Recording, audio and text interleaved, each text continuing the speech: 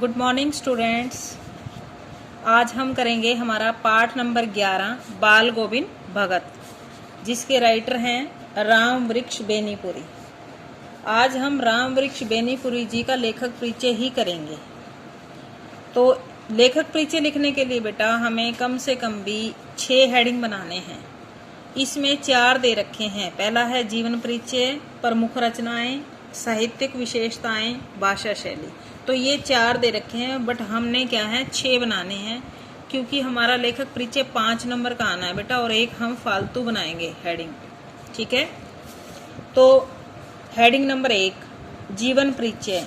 श्री राम वृक्ष बेनीपुरी हिंदी के सुप्रसिद्ध निबंधकार हैं। उनका जन्म सन 1899 को बिहार प्रदेश के मुजफ्फरपुर जिले के छोटे से गांव बेनीपुर में हुआ था।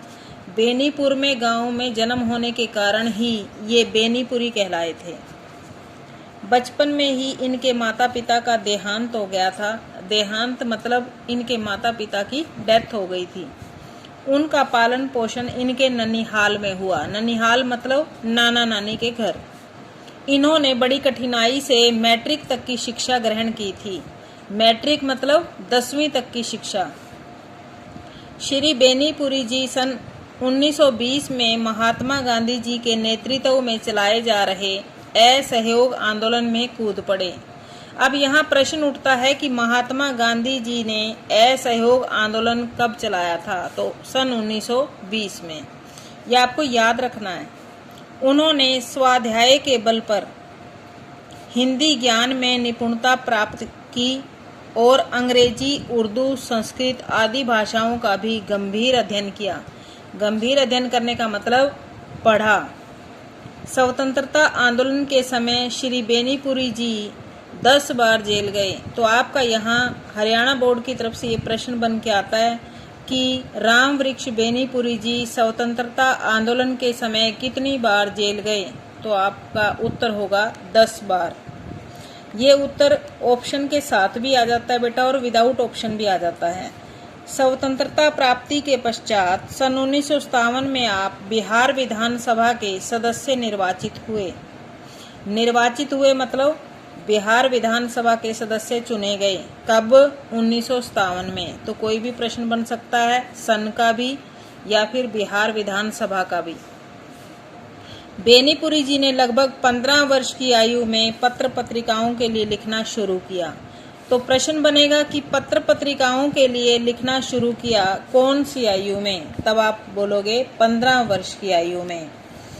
तथा पत्रकारिता को जीवन यापन के साधन के रूप में अपना लिया। जीवन यापन मतलब अपनी जिंदगी का गुजारा करने के लिए, जैसे आय का साधन। उन्होंने समय समय पर किसान मित्र, तरुण भारत, बालक, युवक, योगी, जनता, जनवाणी, नई धारा, कर्मवीर आदि अनेक पत्र पत्रिकाओं का कुशल संपादन किया है, यानी संपादक रहे हैं इन सभी पत्र पत्रिकाओं के। अगर आपको सभी याद हो जाती हैं तो बड़ी अच्छी बात है। अगर सारी याद नहीं रहती हैं तो आप 2 या 3 याद करके आदि लिख सकते हो।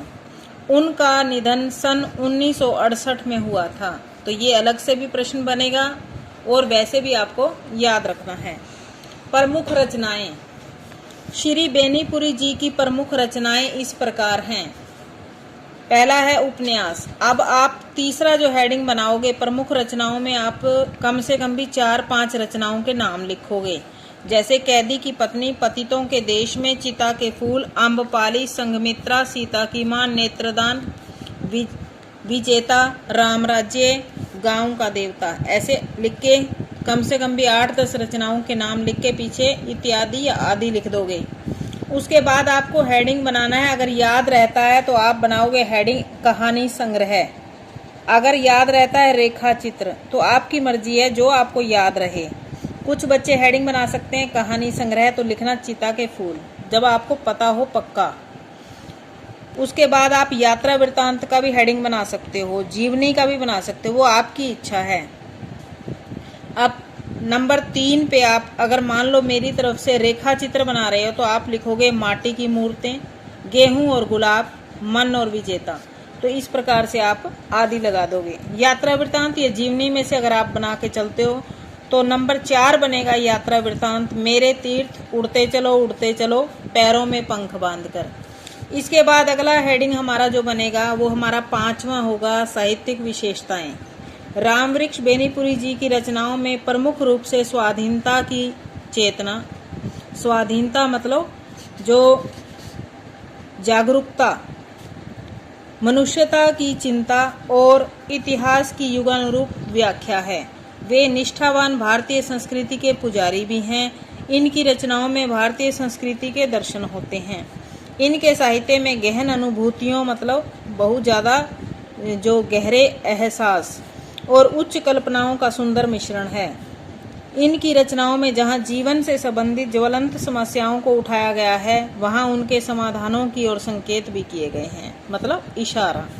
सार रूप में कहा जा सकता है कि रामवृक्ष बेनीपुरी जी का साहित्य उच्च कोटि का साहित्य है, जिससे मानवता के विकास की प्रेरणा मिलती है।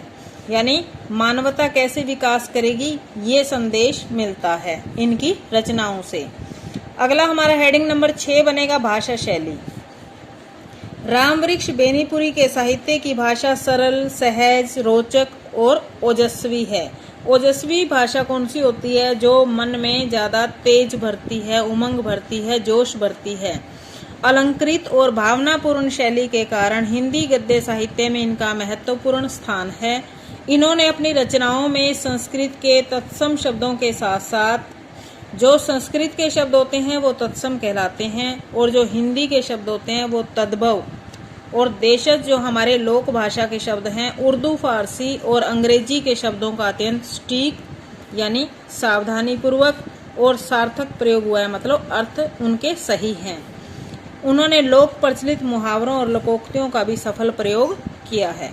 ये है आपका लेखक परिचय। इसके साथ ही बेटा आपने लेखक परिचय ये लर्न और राइट दोनों ही करना है और साथ में आप करोगे हमारे अभ्यास का प्रश्न नंबर 1, 2, 3, 4 और 5। ये 5 प्रश्न अभ्यास के साथ में ही कर लोगे।